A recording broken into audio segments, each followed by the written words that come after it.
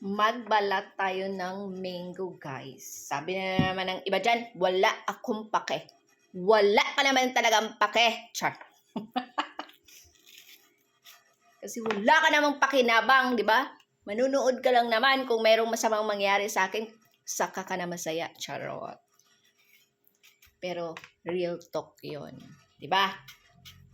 Huwag nga kayong pabebe pa kayo. Di nga kayo mapakinabangan, di nga kayo maglalay. Charot. Pero pag nagkataon na ako ay mapera, Diyos ko, kahit wala ka kwenta-kwentang post ko, nina-heart nyo na, alam ko na yun, wag na kayong magkaila. Real talk na ba? Real talk na ba to, be? Charot, be. Ang sarap, be. Wag maasim. Wag maasim ang mind, charot. Dito tayo sa masarap na mango. Ito na. Ito na ang mangga.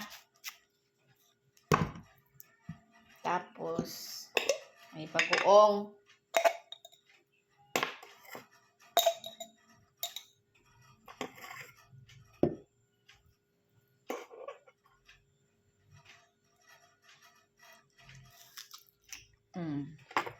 Masarap.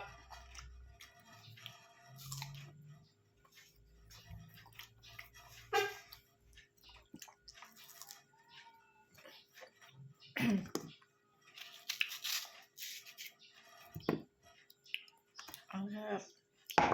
Ang sarap pero naiba yung mukha. Charot. Ito matamis na talaga to kasi hinog na siya.